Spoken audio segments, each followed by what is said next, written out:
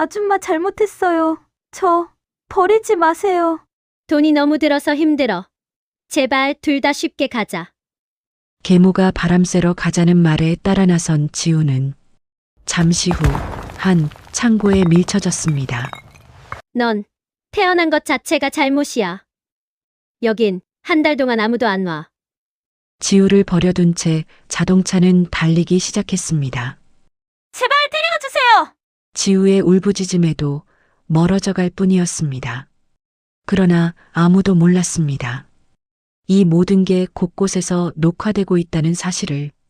이야기 시작 전에 구독, 좋아요 눌러주시고 항상 즐거운 시간 되세요. 서울 도심 한복판 유리와 철골로 세워진 그룹 본사 빌딩은 오늘도 하늘을 찌를 듯 높이 서 있었습니다. 국내 10손가락 안에 드는 재벌 그룹의 회장실은 32층 꼭대기에 자리했고 통유리 너머로는 서울 시내가 한눈에 내려다 보였습니다. 그 넓고 고요한 방 안에서 김태석 회장은 혼자였습니다. 57의 나이에도 반듯한 자세를 유지하던 사람이었습니다.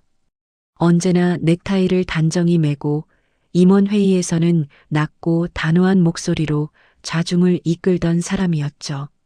그런데 지금 그의 손에는 서류 한 장이 들려 있었습니다. 하얀 종이 위에 작은 글씨로 적힌 진단 결과. 손끝이 미세하게 떨렸습니다. 종이가 바스락거리는 소리만이 방 안을 채웠습니다. 6달.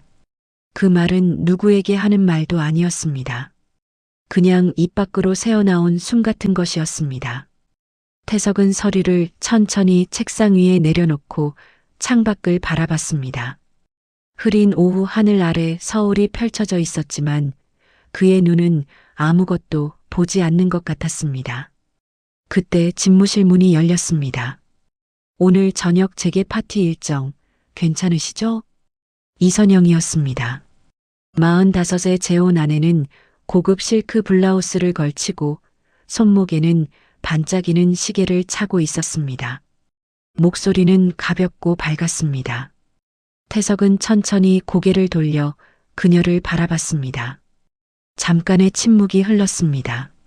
알아서 해요. 그게 전부였습니다. 선영은 살짝 눈썹을 올렸다가 미소를 유지한 채 문을 닫았습니다. 태석은 다시 창밖으로 시선을 돌렸습니다. 두 사람 사이에 오가는 온기 같은 건 처음부터 없었습니다. 그날 오후 늦게 노크 소리가 또 한 번 들렸습니다. 이번에는 달랐습니다. 조심스럽고 작은 소리였습니다. 문이 반쯤 열리더니 교복 차림의 여자아이가 얼굴을 내밀었습니다. 김지우, 14살. 태석의 외동딸이었습니다. 아빠 오늘 학예회인데 올 수 있어요? 지우의 눈이 살짝 내리깔렸습니다. 기대하면서도 기대하지 않으려는 눈빛이었습니다. 태석은 그 눈을 보는 순간 무언가 가슴 한가운데를 꽉 쥐는 느낌을 받았습니다. 그는 일어서서 딸의 머리 위에 손을 얹었습니다. 아빠가 꼭 갈게. 지우의 얼굴에 작은 웃음이 번졌습니다. 그 웃음이 사라지기 전에 지우는 총총 발걸음을 옮겼습니다. 태석은 닫히는 문을 한동안 바라봤습니다. 딸이 떠난 자리에는 아이 특유의 샴푸 냄새만이 가늘게 남아 있었습니다. 그 향기 속에서 태석은 생각했습니다. 내가 떠나면 이 아이는 어떻게 될까? 사실 태석이 선영에게 의심을 품기 시작한 건 꽤 오래전 일이었습니다. 처음에는 느낌이었습니다. 지우가 방에서 나올 때마다 선영의 표정이 미묘하게 굳는 것, 지우가 말을 걸면 짧게 대꾸하고 시선을 피하는 것. 그런 작은 장면들이 하나씩 쌓여갔습니다. 그러던 어느 날 경호팀장이 조심스럽게 보고를 올렸습니다. 차고지 CCTV에 담긴 장면이었습니다. 운전기사 박철수가 선영에게 메시지를 보내고 선영이 작게 웃으며 답장을 확인하는 모습. 그게 전부였지만 태석은 그 짧은 영상을 2번 돌려봤습니다. 손가락 끝으로 책상을 천천히 두드렸습니다. 그날 저녁 태석은 오랜 친구에게 전화를 걸었습니다. 변호사 오정훈. 30해 넘게 곁을 지켜온 사람이었습니다. 다음 날 아침 일찍 집무실을 찾아온 오정훈은 문을 잠그고 마주 앉았습니다. 태석이 진단서를 건네자 오정훈은 한동안 그것을 내려다봤습니다. 무슨 말을 해야 할지 모르는 듯 손을 꽉 쥐었다 폈습니다. 재산 전부를 신탁으로 묶어줘. 지우가 25살이 되기 전까지는 누구도 손댈 수 없도록. 오정훈은 천천히 고개를 끄덕였습니다. 태석은 계속 말을 이었습니다. 그룹 지분, 부동산, 현금 자산 모두 신탁법인에 이전할 것. 선영에게는 생활비 명목의 소액만 지급할 것.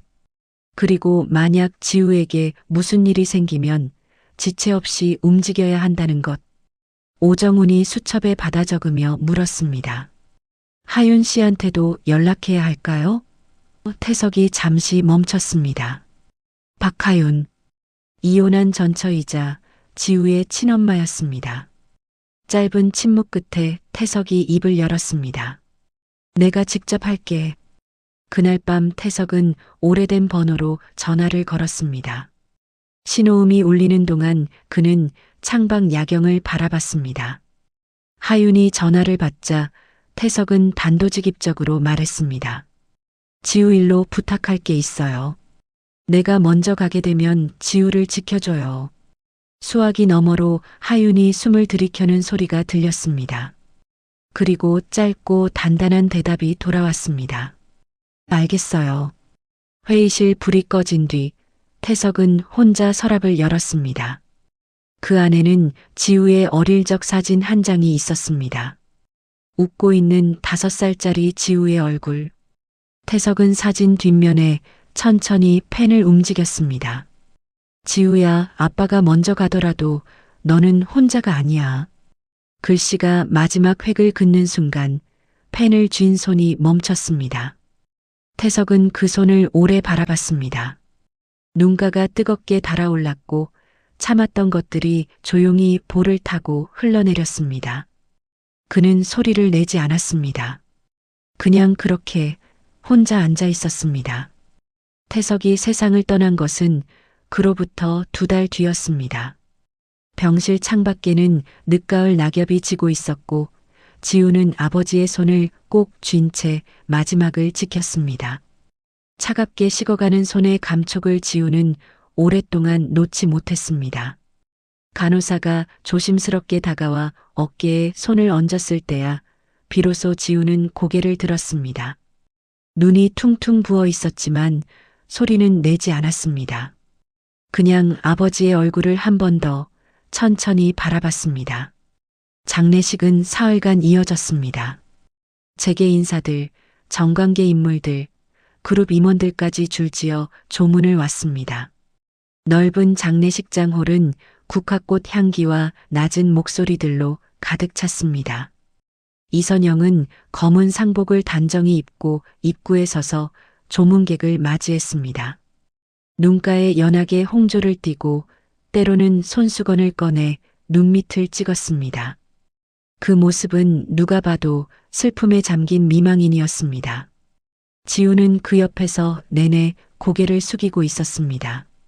어떤 임원이 지우 앞에 무릎을 낮추며 말했습니다. 회장님이 얼마나 지우 양을 걱정하셨는지 몰라요. 씩씩하게 잘 커야 해요. 지우의 눈이 가늘게 흔들렸습니다. 그 말 한마디가 쌓아놓은 둑을 건드린 것처럼 입술이 떨렸습니다. 그 순간 옆에 있던 선영이 지우의 어깨에 손을 얹었습니다. 겉으로 보기엔 다독이는 손길이었지만 손가락에 힘이 들어가 있었습니다. 지우는 아무 말도 하지 못했습니다. 마지막 조문객이 돌아간 것은 사흘째 저녁이었습니다. 홀에 남은 건 선영과 지우 그리고 몇몇 직원들 뿐이었습니다. 선영은 검은 장갑을 천천히 벗으며 직원들에게 짧게 말했습니다. 수고했어요. 다들 들어가 봐요. 직원들이 하나둘 자리를 뜨자 선영은 지우 쪽으로 시선을 돌렸습니다. 이제 집에서 눈치 좀 봐. 그게 전부였습니다. 따뜻함도 위로도 없었습니다. 지우는 그 말이 귀에 꽂히는 순간 숨을 멈췄습니다. 무슨 말인지 이해하는데 몇 초가 걸렸습니다. 선영은 이미 돌아서서 코트를 집어들고 있었습니다. 저택으로 돌아온 뒤부터 분위기는 달라졌습니다. 아침 식탁에서 선영은 지우를 보지 않았습니다. 말을 걸어도 짧게 대답하거나 아예 듣지 못한 척했습니다. 밥은 차려졌지만 함께 앉는 일은 없었습니다. 지우는 혼자 식탁에 앉아 숟가락을 들었습니다. 텔레비전 소리만 방 안을 채웠습니다. 어느 날 학교에서 돌아온 지우는 자신의 방이 이상하다는 것을 느꼈습니다. 책상 서랍이 살짝 열려 있었고 아버지가 남겨준 편지들을 넣어둔 작은 상자 위치가 바뀌어 있었습니다. 지우는 가방을 맨 채 그 자리에 서서 방 안을 천천히 둘러봤습니다. 누가 뒤진 것이 분명했습니다. 지우는 상자를 꺼내 안을 확인했습니다. 다행히 편지는 그대로였습니다. 지우는 상자를 가슴에 꼭 안고 침대 위에 앉았습니다. 한편 선영은 따로 법무사를 불러들였습니다. 거실 한쪽 소파에 마주 앉은 선영은 낮은 목소리로 물었습니다. 남편이 남긴 재산 구조가 어떻게 되는지 정확히 알고 싶어요. 법무사가 서류를 꺼내 설명하기 시작했습니다. 신탁? 지우가 성인이 될 때까지 전액 동결. 선영에게는 생활비 명목의 소액만 지급. 법무사의 설명이 이어지는 동안 선영의 손가락이 소파 팔걸이 위에서 천천히 오므라들었습니다. 설명이 끝나자 선영은 한동안 아무 말이 없었습니다. 그게 다예요? 목소리는 조용했지만 법무사는 괜히 눈을 피했습니다. 그날 밤 선영의 방에서 유리 깨지는 소리가 났습니다. 가정부 할머니가 복도에서 걸음을 멈췄다가 조용히 발걸음을 돌렸습니다. 며칠 뒤 차고지 불빛이 새벽까지 꺼지지 않은 날이 있었습니다. 선영이 박철수를 부른 것이었습니다. 두 사람은 차 안에 나란히 앉아 있었습니다. 엔진은 꺼진 채였고 목소리는 낮게 깔렸습니다. 선영이 먼저 입을 열었습니다. 이대로는 아무것도 못 가져가. 다 묶여 있어. 철수가 핸들을 손으로 가볍게 두드리며 물었습니다. 그럼 어떻게 하자는 거요? 선영이 창밖을 바라보며 잠시 입을 다물었습니다. 가로등 불빛이 그녀의 얼굴 위로 길게 드리워졌습니다. 지우가 없어지면 얘기가 달라지지 않겠어요? 철수는 대답하지 않았습니다. 다만 고개를 천천히 앞으로 향했습니다. 그 시각 지우는 방 안에서 이불을 끌어안고 앉아 있었습니다. 복도에서 들려오는 발소리가 점점 가까워지다가 멈추는 것을 들었습니다. 지우는 숨을 죽였습니다.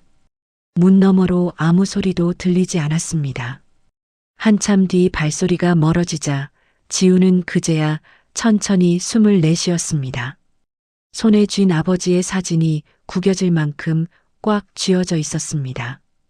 그날 밤 이후 저택 안의 공기가 달라졌습니다.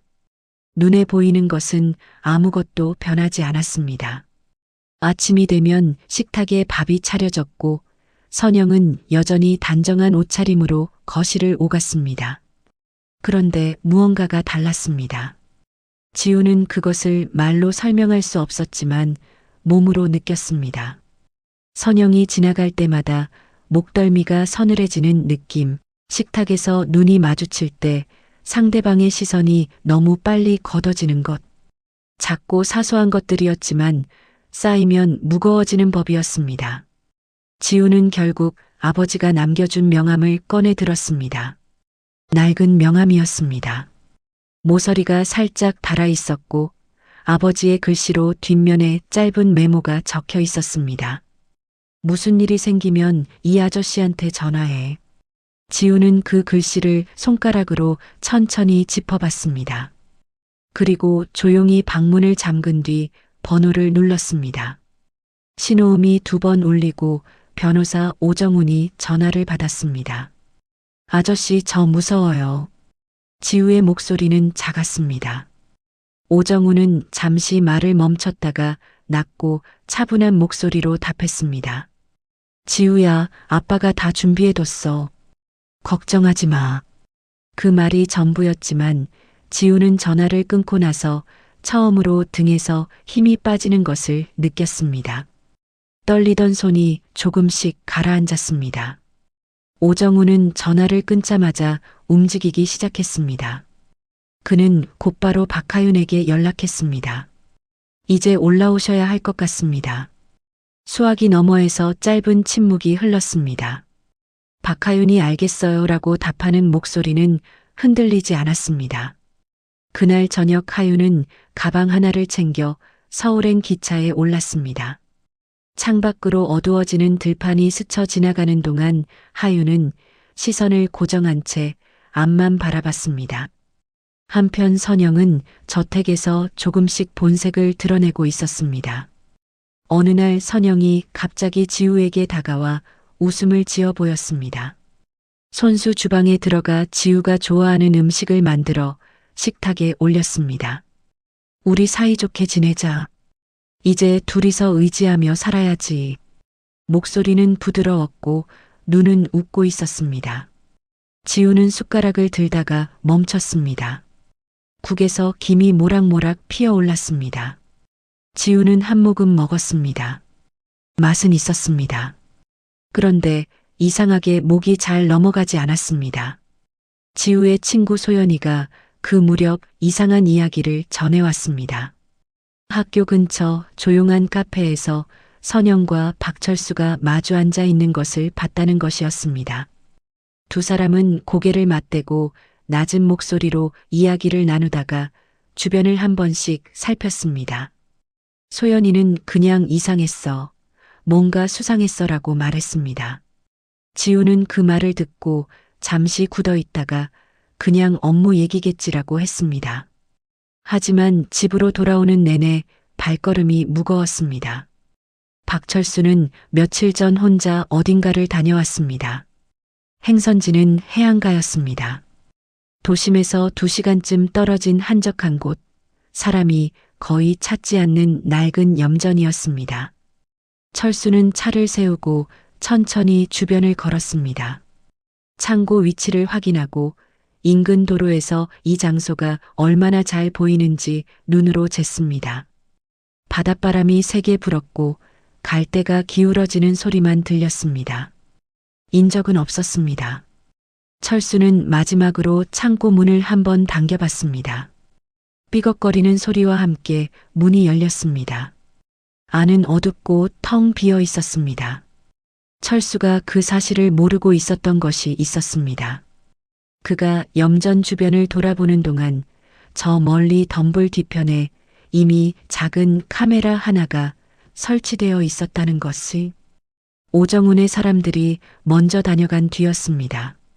저택 안 낡은 주방 한켠에서 가정부 할머니는 며칠째 마음이 편치 않았습니다.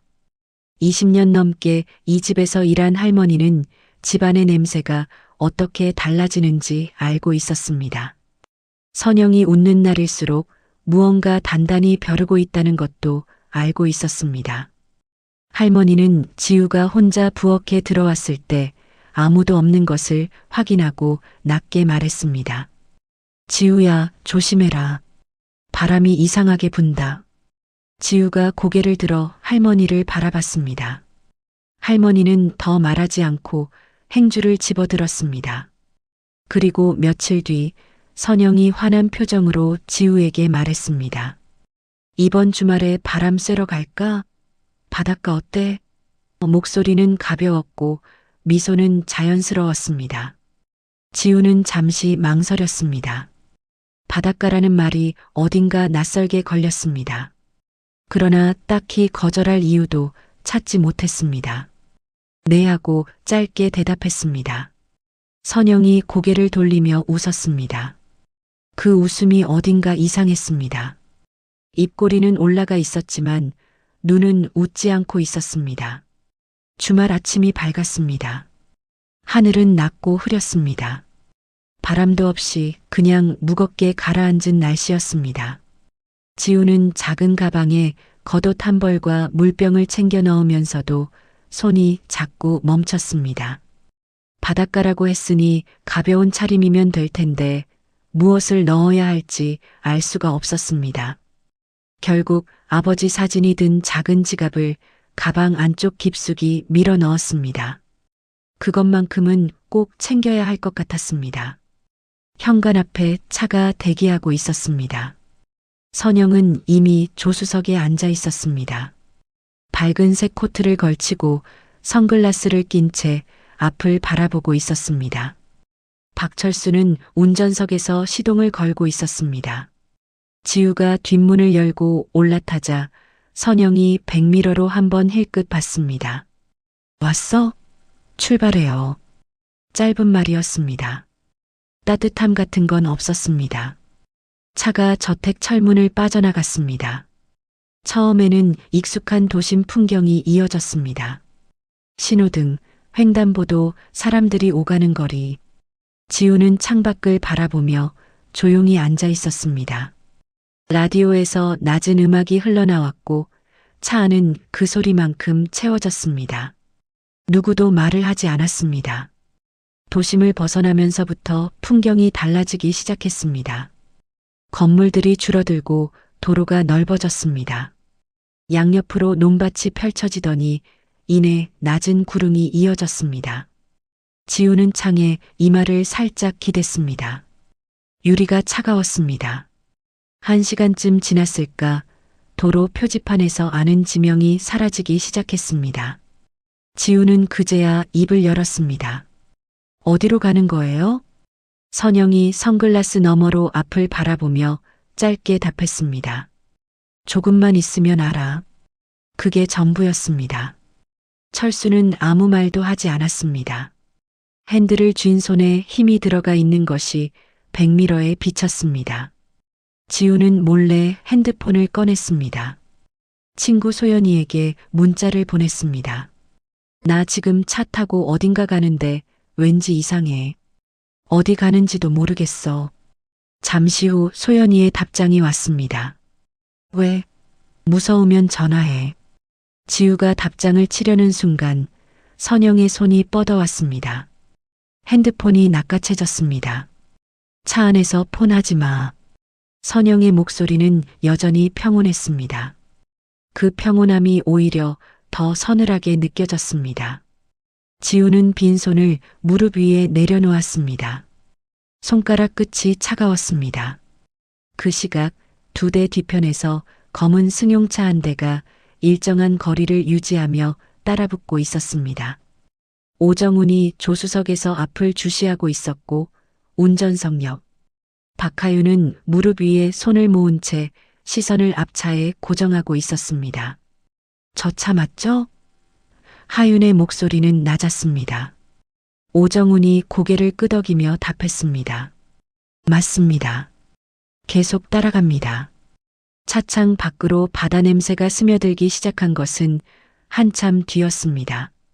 비릿하고 짭조름한 냄새가 차 안으로 흘러들었습니다. 지우는 그 냄새를 맡으며 몸을 조금 일으켰습니다. 창밖으로 낮은 갈대밭이 흔들리고 있었고 멀리 회색빛 바다가 보였습니다. 그런데 바닷가라기엔 주변이 너무 조용했습니다. 식당도 없고 사람도 없고 차도 다니지 않는 길이었습니다. 갈림길 표지판 하나가 외롭게 서 있었고 그 아래로 비포장 흙길이 이어졌습니다. 철수가 핸들을 꺾어 그 흙길로 접어들었습니다. 차가 덜컹거렸습니다. 지우는 시트를 꽉 잡았습니다. 흙먼지가 피어오르고 낡은 철문이 시야에 들어왔습니다. 문 너머로 넓고 황량한 염전이 펼쳐졌습니다.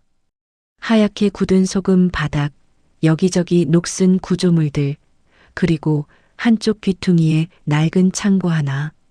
사람의 흔적이라고는 찾아볼 수 없었습니다. 지우의 입에서 말이 나오지 않았습니다.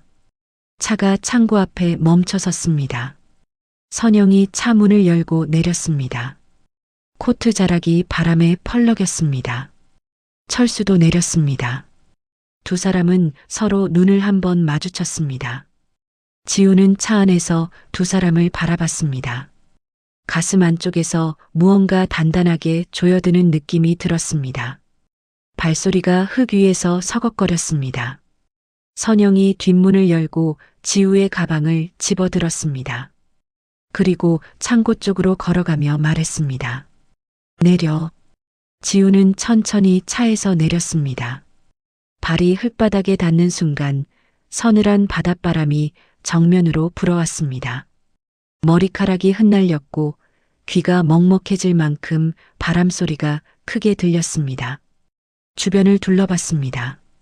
끝없이 펼쳐진 하얀 소금 바닥, 군데군데 녹슨 철제 구조물, 그리고 인기척이라고는 전혀 없는 적막함.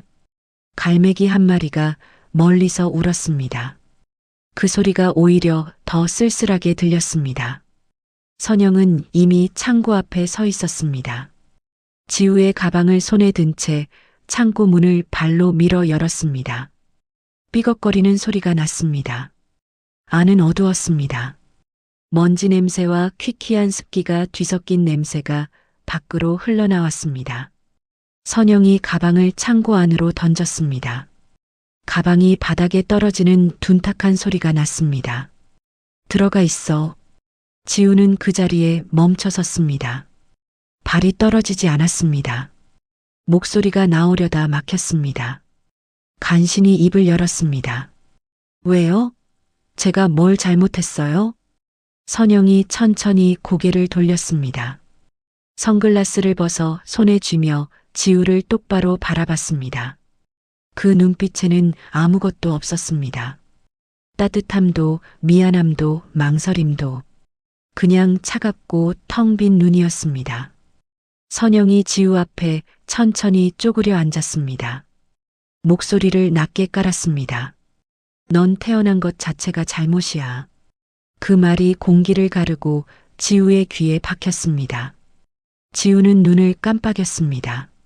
한 번, 두 번, 무슨 말인지 이해하는데 시간이 걸렸습니다. 선영은 이미 일어서고 있었습니다. 여기 아무도 안 와.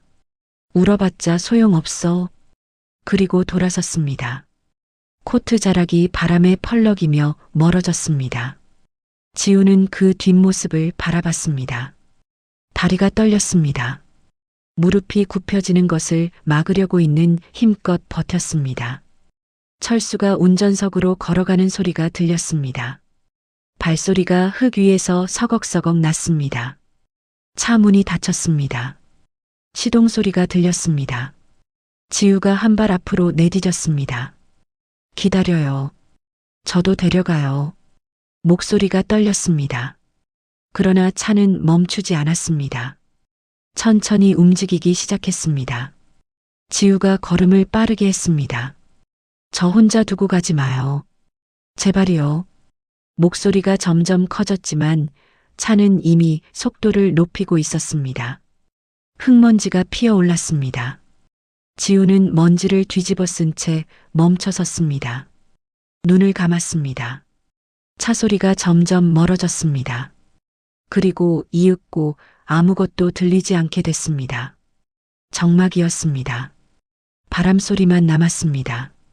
지우는 그 자리에서 한동안 움직이지 못했습니다. 눈을 뜨자 먼지 자욱한 흙길만 보였습니다. 차는 이미 사라지고 없었습니다. 지우의 눈가가 뜨겁게 달아올랐습니다. 코끝이 시큰해지더니 참았던 것이 한꺼번에 터졌습니다. 소리도 없이 눈물이 볼을 타고 흘러내렸습니다. 지우는 창고 안으로 걸어 들어갔습니다. 안은 어둡고 좁았습니다. 한쪽 벽에 녹슨 농기구들이 기대어 있었고 구석에는 헝가만이 몇 장이 쌓여 있었습니다. 천장 한쪽에 작은 환기구가 있었는데 거기서 새어 들어오는 빛이 전부였습니다. 지우는 가방을 집어들고 벽 쪽으로 걸어가 주저앉았습니다. 차가운 시멘트 바닥의 냉기가 바지 아래로 스며들었습니다. 지우는 창고 문 쪽을 바라봤습니다.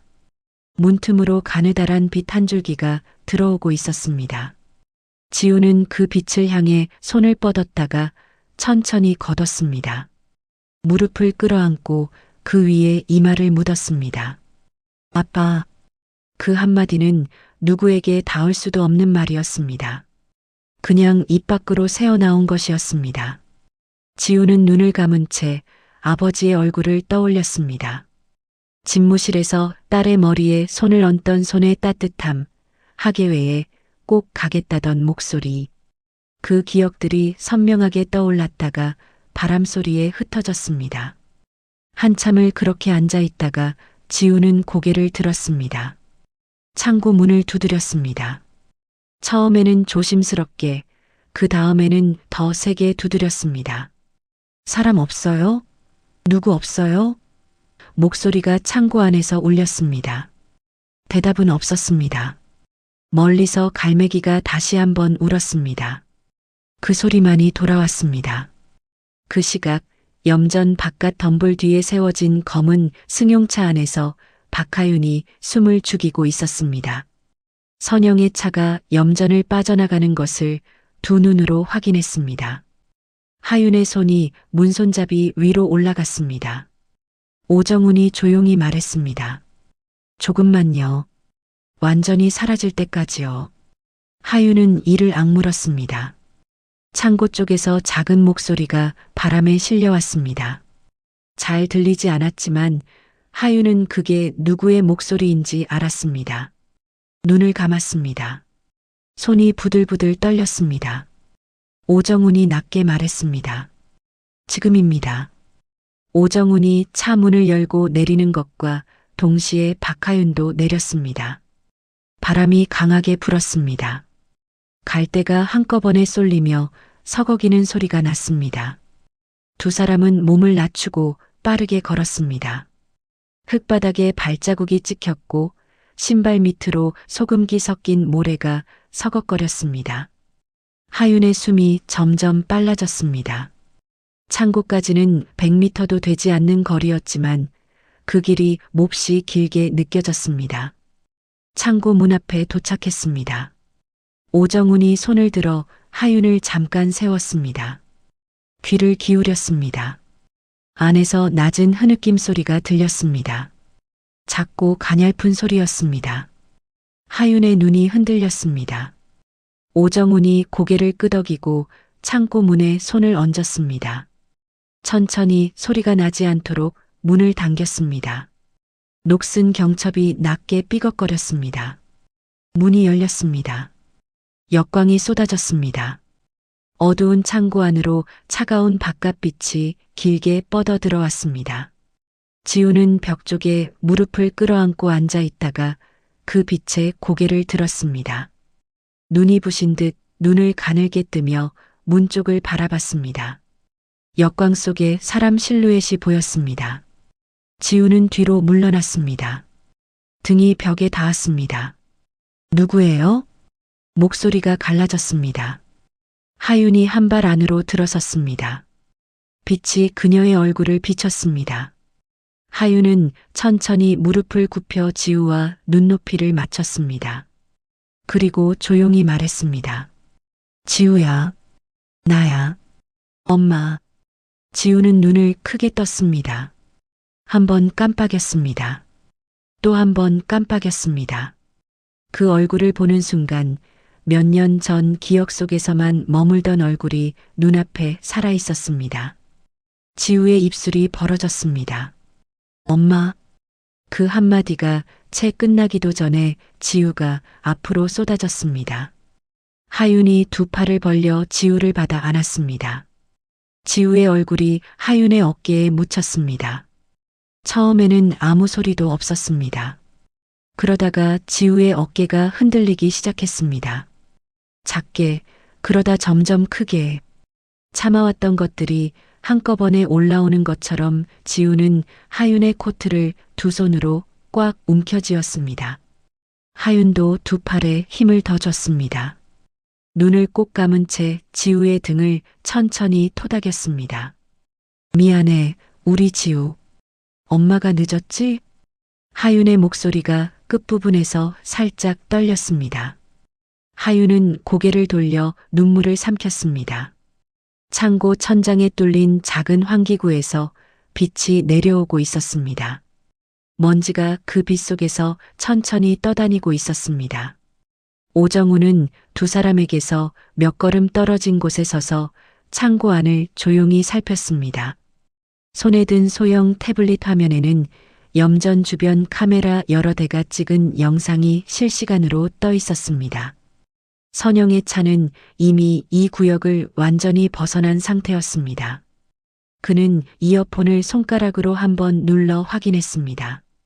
선영이 창고 앞에서 지우에게 했던 말들, 철수와 낮게 나눈 대화까지 모두 선명하게 녹음되어 있었습니다. 오정우는 창고 바깥쪽 처마 위에 붙어 있는 작은 카메라를 잠시 올려다봤습니다. 태석이 살아있을 때 오정훈에게 단단히 일렀던 말이 떠올랐습니다. 혹시라도 무슨 일이 생기면 증거가 있어야 해. 감이 아니라 증거. 오정훈은 그 말을 따라 염전 일대에 사람을 보내 카메라 세대와 녹음 장치를 미리 설치해 뒀었습니다. 선영과 철수는 그것을 전혀 눈치채지 못했습니다. 지우가 울음을 가라앉히고 고개를 들었습니다. 눈이 퉁퉁 부어 있었고 볼에 눈물 자국이 남아 있었습니다. 지우가 하윤을 바라보며 물었습니다. 엄마 여기 어떻게 알았어요? 하윤이 지우의 머리카락을 손으로 쓸어 넘기며 말했습니다. 아빠가 엄마한테 부탁해뒀어. 너 지키라고. 지우의 눈이 흔들렸습니다. 입술을 꼭 다물었다가 다시 열었습니다. 아빠가요? 하윤이 고개를 끄덕였습니다. 오정훈이 조용히 다가왔습니다. 지우야, 걱정하지 않아도 돼. 오늘 있었던 일은 전부 기록됐어. 아무것도 사라지지 않았어. 지우는 오정훈을 바라봤습니다. 명암 속 얼굴이 이제 눈앞에 있었습니다. 아버지가 남긴 메모에 그 아저씨가. 지우는 아무 말도 하지 않았지만 고개를 천천히 끄덕였습니다. 세 사람은 창고를 나왔습니다. 바깥바람이 세게 불었지만 아까와는 달랐습니다. 지우는 하윤의 손을 잡고 걸었습니다. 손이 따뜻했습니다. 오정훈이 앞서 차 문을 열었습니다. 지우가 올라타 창밖을 바라봤습니다. 낡은 창고가 점점 멀어졌습니다. 차가 비포장길을 빠져나와 포장도로에 올라서는 순간 노면이 부드럽게 바뀌었습니다. 하윤이 조용히 물었습니다. 이제 어떻게 되는 거예요? 오정훈이 앞을 바라보며 답했습니다. 회장님께서 살아계실 때 모든 걸 준비해 두셨습니다. 이제 마무리만 하면 됩니다. 지우는 하윤의 팔에 기대어 눈을 감았습니다. 차가 달리는 동안 엔진 소리가 낮게 울렸습니다. 지우의 어깨에서 조금씩, 아주 조금씩 힘이 빠져나갔습니다. 그리고 얼마 지나지 않아 지우는 잠이 들었습니다. 하윤은 그 얼굴을 내려다보며 아무 말도 하지 않았습니다. 그냥 그 자리에 있었습니다. 지우가 잠든 사이 차는 조용히 달렸습니다. 오정훈이 미리 준비해둔 안전가옥은 서울 외곽의 작은 주택이었습니다. 큰 길에서 골목 안쪽으로 들어가야 나오는 곳이었고 주변에는 비슷하게 생긴 집들이 늘어서 있어 눈에 띄지 않는 곳이었습니다. 차가 골목 안으로 들어서자 철제 대문이 소리 없이 열렸습니다. 오정훈의 사무실 직원이 먼저 와서 불을 켜두고 기다리고 있었습니다. 하윤이 잠든 지우를 깨웠습니다. 지우는 눈을 비비며 낯선 곳을 두리번거렸습니다. 다 왔어. 오늘 여기서 쉬자. 하윤이 낮게 말하자 지우는 고개를 끄덕이고 차에서 내렸습니다.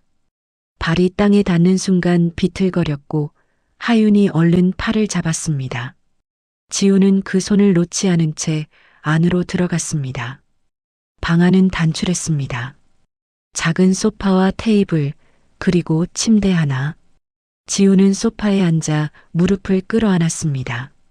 하윤이 주방에서 따뜻한 물을 한 잔 가져다 건넸습니다. 지우는 두 손으로 컵을 감싸 쥐었습니다.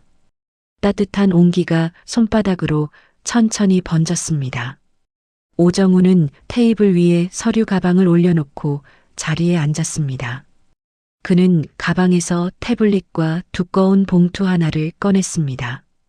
봉투 겉면에는 아무것도 적혀 있지 않았습니다. 그런데 봉투 한쪽 모서리에 붉은 인장이 찍혀 있었습니다. 오정훈이 그것을 테이블 위에 조심스럽게 내려놓으며 말했습니다. 회장님이 돌아가시기 2달 전에 저한테 직접 맡기신 겁니다. 하윤이 그 봉투를 바라보며 숨을 한번 들이켰습니다. 오정훈이 태블릿 화면을 켰습니다. 염전 현장 영상이 재생됐습니다. 선영이 지우의 가방을 창고 안에 던지는 장면, 지우 앞에 쪼그려 앉아 낮은 목소리로 말하는 장면, 그리고 차가 먼지를 일으키며 떠나는 장면. 영상은 흔들림 없이 선명했습니다. 하윤은 화면을 보는 내내 손을 테이블 위에 올려놓은 채 꼼짝도 하지 않았습니다. 손가락 끝이 하얗게 변할 만큼 힘이 들어가 있었습니다. 지우는 화면 쪽을 보다가 고개를 돌렸습니다. 소리도 녹음됐습니다. 오정훈이 재생 버튼을 눌렀습니다. 스피커에서 선영의 목소리가 흘러나왔습니다. 넌 태어난 것 자체가 잘못이야. 하윤의 눈이 가늘어졌습니다. 턱에 힘이 들어갔다가 풀렸습니다. 오정훈이 재생을 멈추며 말했습니다. 이것 말고도 철수가 선영 씨에게 한 말, 두 사람이 차 안에서 나눈 대화까지 모두 담겨 있습니다. 지우가 물었습니다. 아빠가 이걸 미리 준비한 거예요? 오정훈이 지우를 바라봤습니다. 그래. 아버지가 살아계실 때 나한테 부탁하셨어. 혹시라도 지우한테 무슨 일이 생기면 증거를 남겨야 한다고. 지우는 그 말을 듣고 입술을 꼭 다물었습니다. 눈을 깜빡이는 횟수가 빨라졌지만 소리는 내지 않았습니다. 오정훈이 봉인된 봉투를 열었습니다. 안에는 서류 여러 장이 들어 있었습니다. 오정훈이 하나씩 꺼내 설명했습니다. 이선영이 태석과 결혼하기 전부터 박철수와 관계를 유지했다는 것을 입증하는 자료, 선영의 과거 경력이 일부 조작되어 있다는 것을 보여주는 문서, 그리고 두 사람이 재산 편취를 계획했다는 정황이 담긴 통화 기록 일부. 하윤이 서류를 한 장씩 넘겼습니다. 손이 떨렸지만 멈추지 않았습니다. 이 사람이 그동안 지우 곁에 있었다는 게. 하윤이 말을 끝맺지 못했습니다. 오정훈이 조용히 말했습니다. 회장님이 마지막까지 가장 걱정하신 게 지우였습니다. 자신이 없는 뒤에도 지우가 안전할 수 있도록 할 수 있는 건 다 해두셨어요. 오정훈이 신탁 구조를 지우에게 설명했습니다. 어려운 말을 쓰지 않았습니다. 지우 아버지가 재산 전부를 지우 앞으로 묶어놨어. 계모가 아무리 손을 뻗어도 건드릴 수 없도록. 내가 25살이 되면 그게 다 내 거야. 지우는 그 말을 듣고 잠시 말이 없었습니다. 그러더니 천천히 말했습니다. 저는 돈이 많아도 아빠가 없으면 소용없어요. 방안이 잠깐 조용해졌습니다. 하윤이 지우의 손을 꽉 쥐었습니다. 아무 말도 하지 않았지만 그것으로 충분했습니다. 오정훈은 그날 저녁 담당 형사에게 전화를 걸었습니다. 증거 파일을 넘기고 상황을 설명했습니다. 형사가 서류를 검토한 뒤 말했습니다. 충분합니다. 구속영장 청구하겠습니다. 오정훈이 전화를 끊고 창밖을 바라봤습니다. 밤이 깊어 있었습니다. 그 시각 서울 저택에서 이선영은 소파에 앉아 와인 잔을 들고 있었습니다. 박철수가 맞은편에 앉아 낮게 물었습니다. 이제 다 된 거죠? 선영이 잔을 가볍게 기울이며 웃었습니다. 창밖으로 도시의 불빛이 반짝였습니다. 두 사람은 아무것도 몰랐습니다. 사흘 뒤 아침이 어떻게 시작될지를. 사흘이 지났습니다. 저택에는 아무 일도 일어나지 않았습니다. 경찰도 오지 않았고 연락도 없었습니다. 선영은 그것을 확인이라고 여겼습니다. 아침 햇살이 거실 통유리로 길게 들어오는 시간, 선영은 소파에 앉아 태석이 남긴 유품 목록을 적은 서류를 펼쳤습니다. 부동산 목록, 계열사 지분 현황, 예금 계좌 내역. 종이를 한 장씩 넘기는 손길이 느긋했습니다. 마치 오래전부터 자기 것이었던 물건을 정리하듯이. 철수가 주방에서 커피를 타들고 왔습니다. 선영 옆에 잔을 내려놓으며 낮게 물었습니다. 별일 없죠? 선영이 서류에서 눈을 떼지 않은 채 짧게 답했습니다. 없어요. 철수가 맞은편 소파에 앉았습니다. 두 사람 사이에 잠시 침묵이 흘렀습니다. 커피 향이 거실 안에 퍼졌습니다. 창밖으로 11월의 햇살이 마당을 비추고 있었습니다. 평온한 아침이었습니다. 그 평온함 속에서 선영은 조금씩 확신을 굳혀가고 있었습니다. 오후가 되자 그룹 임원 2명이 저택을 찾아왔습니다. 응접실에 마주 앉은 임원들은 조심스러운 표정으로 말문을 열었습니다. 지우 양의 후견인 문제를 정리해야 할 것 같습니다. 그룹 경영 안정화를 위해서라도 법적 절차가 필요합니다. 선영이 차를 한 모금 마시고 잔을 내려놓으며 말했습니다. 알아서 처리 중이에요. 목소리는 담담했습니다. 임원들이 서로 눈을 마주쳤다가 시선을 내렸습니다. 더 묻지 않았습니다. 임원들이 돌아가고 나서 선영은 혼자 응접실에 앉아 있었습니다. 창밖 마당에 낙엽 한 장이 떨어지는 것이 보였습니다. 선영은 그것을 바라보다가 천천히 자리에서 일어났습니다. 2층 침실로 올라가 옷장 문을 열었습니다. 안쪽 깊숙한 곳에 놓인 작은 금고 앞에 쪼그려 앉아 번호를 눌렀습니다. 딸깍 소리와 함께 문이 열렸습니다. 안에는 현금 다발과 고가의 폐물 몇 점이 들어 있었습니다. 선영은 그것들을 손으로 한번 쓸어보고 금고 문을 다시 닫았습니다. 그날 저녁 철수가 항공권 2장을 예약했습니다. 출발은 일주일 뒤였습니다. 선영이 모니터 화면을 들여다보며 말했습니다. 경유 없이 직항으로 해요. 철수가 조건을 바꾸며 클릭하는 동안 선영은 캐리어를 꺼내 옷장 앞에 펼쳐 놓았습니다. 폐물 상자, 계약서, 사본, 손에 들고 다닐 수 있는 현금. 하나씩 넣으면서 선영의 손이 빨라졌습니다. 일주일이면 돼. 그때까지만 버티면 우린 여기 없어. 철수가 뒤에서 항공권 확인 화면을 캡처하며 답했습니다. 알겠어요. 그 시각 저택 주방 한켠에서 가정부 할머니는 설거지를 하고 있었습니다. 수도꼭지에서 물이 흐르는 소리 너머로 2층에서 들려오는 발소리와 캐리어 바퀴 소리가 섞였습니다. 할머니는 손을 멈추지 않은 채 위쪽을 한번 올려다봤습니다. 20년 넘게 이 집에서 일했습니다. 주인이 바뀌고 분위기가 바뀌고 그래도 이 집안의 소리는 다 알고 있었습니다. 할머니는 물기를 닦으며 부엌 한쪽에 놓인 핸드폰을 집어들었습니다. 문자 하나를 짧게 보냈습니다. 받는 사람은 오정훈이었습니다. 캐리어 싸고 있어요. 서두르는 것 같습니다. 밤이 깊었습니다. 선영과 철수는 식탁에 마주 앉아 있었습니다. 철수가 샴페인 2잔을 따랐습니다. 거품이 잔 위로 피어올랐다가 사라졌습니다. 선영이 잔을 들어 가볍게 부딪혔습니다. 유리 부딪히는 소리가 조용한 식당 안에 맑게 울렸습니다. 내일부터 우리 인생이야. 선영이 잔을 입에 댔습니다. 철수도 따라 마셨습니다. 그런데 철수는 내려놓는 잔을 한동안 손에서 놓지 않았습니다. 정말 아무 문제 없는 거죠? 선영이 철수를 바라봤습니다. 왜 그래요? 지금 와서. 철수가 입술을 한번 핥고 말했습니다. 그냥요. 아무것도 아니에요.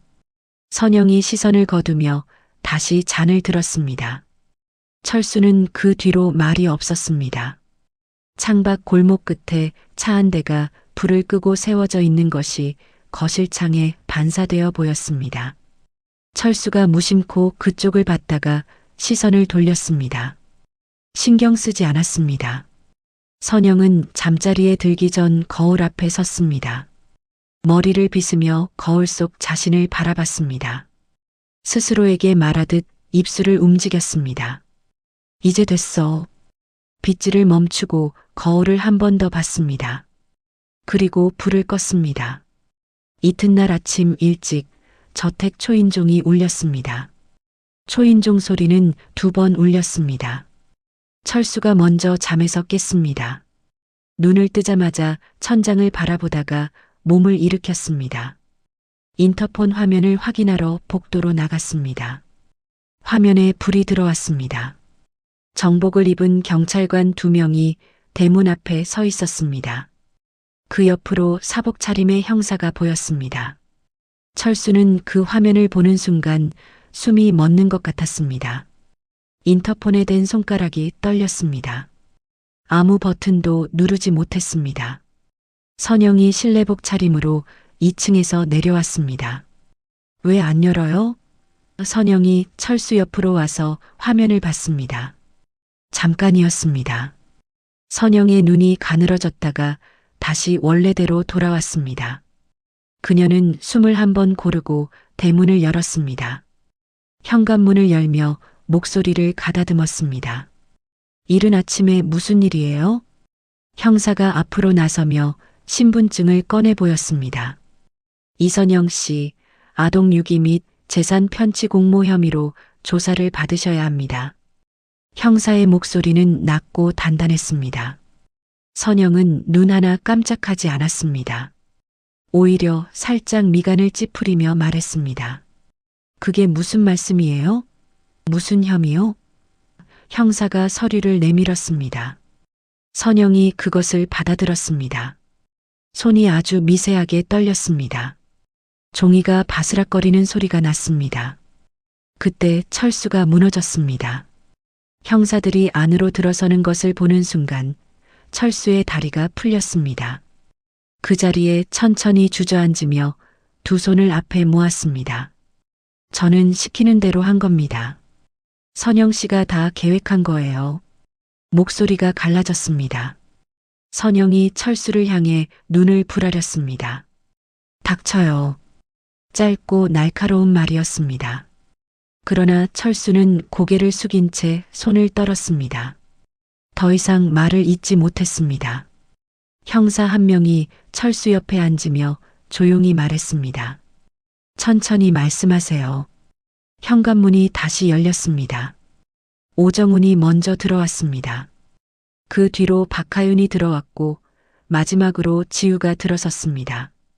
선영은 오정훈을 보는 순간 표정이 굳었습니다. 그리고 하윤을 봤습니다. 그 다음 지우를 봤습니다. 선영의 입이 살짝 열렸습니다. 아무 소리도 나오지 않았습니다. 얼굴에서 핏기가 빠져나가는 것이 눈에 보일 만큼 빠르게 창백해졌습니다. 어떻게? 그 한마디만 나왔습니다. 지우는 현관에 서서 선영을 바라봤습니다. 울지 않았습니다. 소리도 내지 않았습니다. 그냥 똑바로 바라봤습니다. 그 눈빛이 선영을 향해 아무것도 요구하지 않았습니다. 원망도 분노도 아니었습니다. 그냥 바라보는 것이었습니다. 그 조용함이 선영에게는 어떤 고함보다 무겁게 내려앉는 것 같았습니다. 선영이 시선을 피했습니다.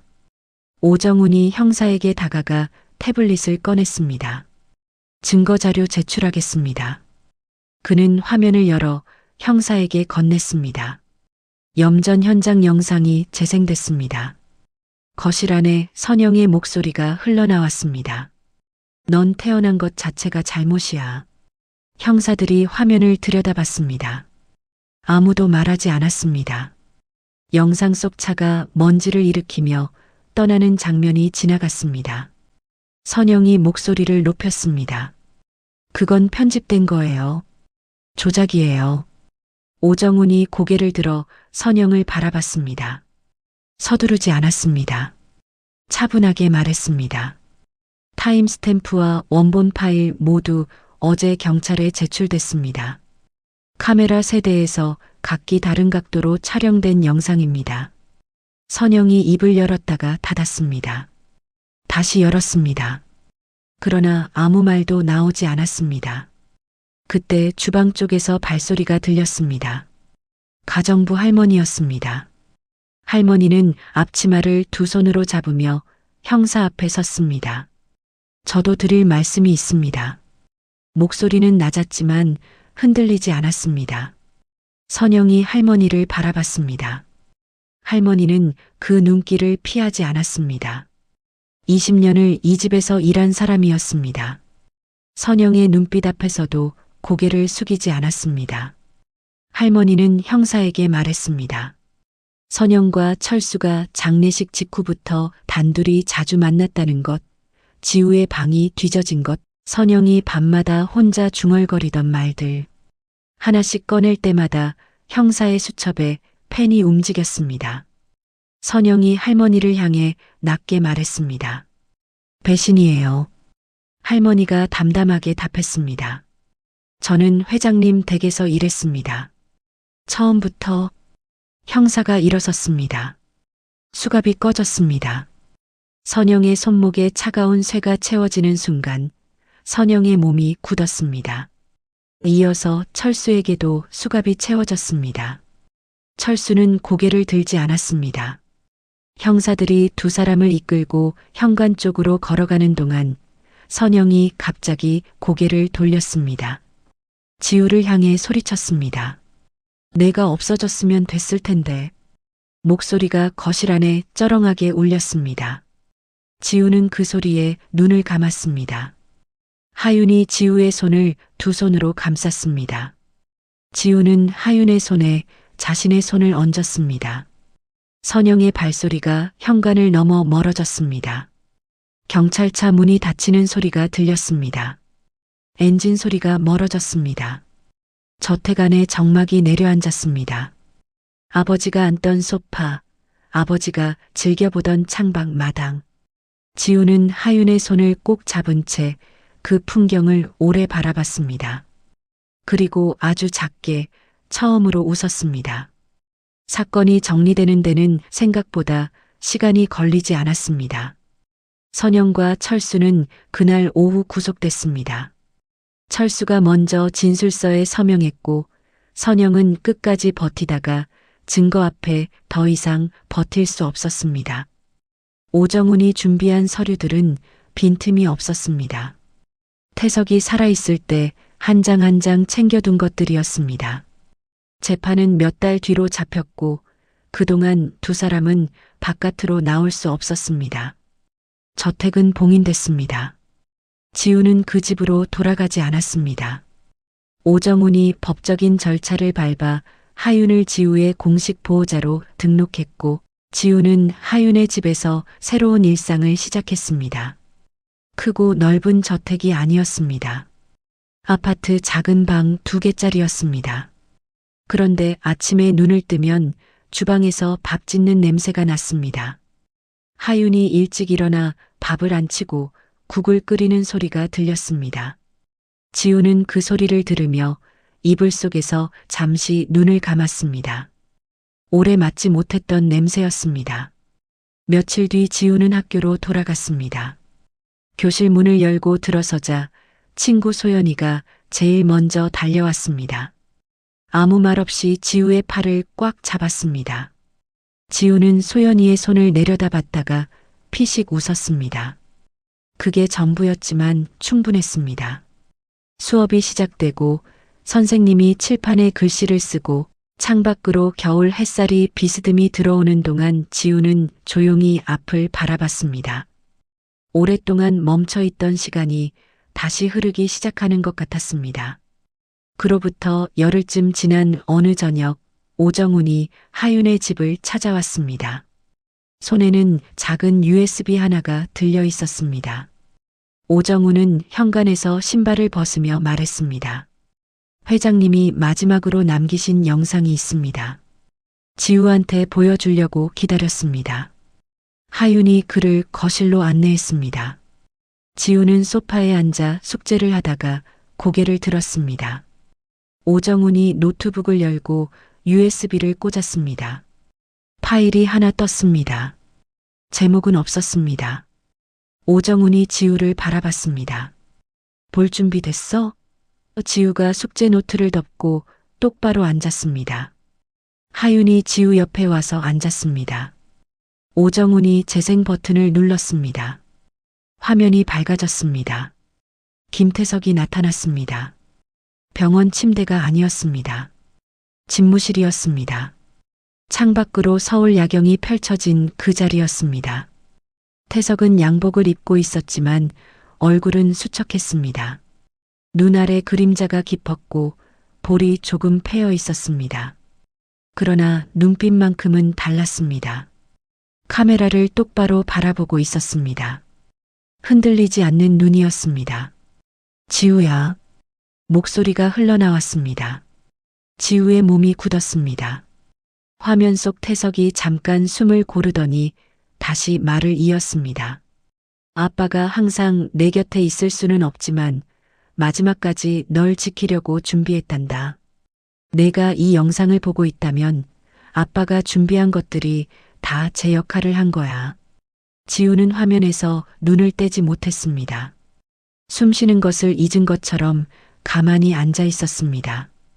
태석이 카메라를 향해 조금 더 가까이 몸을 기울였습니다. 지우야, 아빠가 가장 후회하는 건 내 곁에 더 오래 있지 못한 거야. 더 많이 안아주지 못한 것, 더 많이 들어주지 못한 것. 그게 아빠는 제일 마음에 걸린다. 태석이 말을 멈췄습니다. 입술을 한번 꼭 다물었다가 열었습니다. 그래도 아빠는 알아. 우리 지우가 잘 버텨낼 거라는 걸. 엄마가 있고 정훈 아저씨가 있고 그리고 언제나 아빠 마음이 내 옆에 있을 거야. 화면 속 태석이 천천히 웃었습니다. 주름이 깊어지는 그 웃음이었습니다. 지우가 어릴 때 아버지 집무실 문을 두드리면 짖던 그 웃음이었습니다. 지우의 눈가가 달아올랐습니다. 코끝이 시큰해졌습니다. 참으려 했지만 참아지지 않았습니다. 뺨을 타고 눈물이 흘러내렸습니다. 지우는 손등으로 훔쳤습니다. 그러나 다음 줄기가 또 흘렀습니다. 지우는 손을 내리고 그냥 흘리게 뒀습니다. 하윤도 눈물을 닦았습니다. 소리를 내지 않으려고 입술을 꼭 깨물었습니다. 오정훈은 고개를 숙였습니다. 노트북 화면만 밝게 켜진 채 거실은 조용했습니다. 영상이 끝났습니다. 화면이 검어졌습니다. 세 사람은 한동안 그 자리에 그대로 있었습니다. 며칠 뒤 지우는 혼자 방에 앉아 편지를 썼습니다. 아빠에게. 아빠가 준비해준 덕분에 나 괜찮아. 이제 엄마랑 잘 살게. 걱정하지 마. 볼펜이 종이 위를 천천히 움직였습니다. 마지막 마침표를 찍고 지우는 편지를 반듯하게 접었습니다. 서랍을 열어 아버지 사진 옆에 나란히 넣었습니다. 서랍을 닫았습니다. 봄이 오고 있었습니다. 어느 오후 지우와 하윤은 나란히 걸었습니다. 골목을 벗어나 큰 길로 나서자 햇살이 따뜻하게 내려앉았습니다. 하윤이 지우의 팔짱을 꼈습니다. 두 사람은 말없이 걸었습니다. 바람이 불어왔습니다. 차갑지 않았습니다. 저 멀리 파란 하늘이 열려 있었습니다. 염전의 회색 바다가 아니었습니다. 넓고 맑은 봄날의 하늘이었습니다. 지우가 고개를 들어 그것을 올려다봤습니다. 아버지를 닮은 눈빛으로 천천히 웃었습니다.